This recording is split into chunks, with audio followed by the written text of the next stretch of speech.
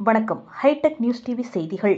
கட்டாய கல்வி உரிமை சட்டத்தின் இணையதளத்தை தமிழக அரசு இந்த ஆண்டு விரைந்து திறக்க வேண்டும் என மறுமலர்ச்சி மக்கள் இயக்கம் சார்பாக கோரிக்கை வைக்கப்பட்டது. RTEக்கான கல்வி உரிமை நிதியை மத்திய அரசு உடனடியாக வழங்க வேண்டும் என கோரிக்கை விடுத்தனர். சென்னை சேப்பாக்கத்தில் உள்ள சிவானந்தா சாலையில் மத்திய மாநில அரசுகளை கண்டித்து மறுமலர்ச்சி மக்கள் இயக்கம் சார்பில் மீட்பு போராட்டத்தை நடத்தினர்.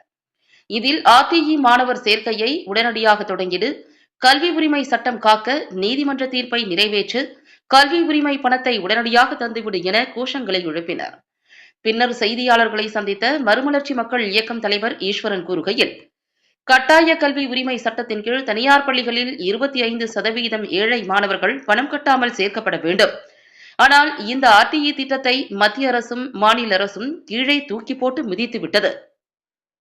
RTEக்கான நிதியை மத்திய அரசு வழங்கவில்லை. இதனால் இந்த ஆண்டு தமிழ்நாடு அரசு எந்தவித அறிவிப்பும் இல்லாமல் இந்த திட்டத்தை முடக்கிவிட்டது. இதற்காக மறுமலர்ச்சி மக்கள் இயக்கத்தின் சார்பாக நீதிமன்றம் செல்லப்பட்டது. இதில் மத்திய அரசு பணம் வழங்க வேண்டும் எனவும், பணம் வரும் வரை காத்திருக்காமல் இந்த சட்டத்தை அமல்படுத்த வேண்டும் என தமிழக அரசுக்கு உயர்நீதிமன்றம் உத்தரவிட்டது. மேலும் மத்திய அரசு நிதி தரவில்லை என்றாலும் ஏழை மாணவர்களுக்கு பாதுகாப்பாக தமிழக அரசு இருக்கும் என உறுதியளித்தனர்.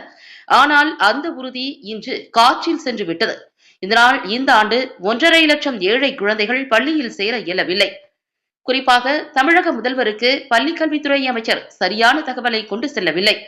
இதனால் ஏற்கனவே இந்த திட்டத்தின் மூலம் கல்வி பயிலும் 5 லட்சம் ஏழை மாணவர்களும் இந்த ஆண்டு பணம் கட்ட வழியில்லாமல் தவிக்கிறார்கள்.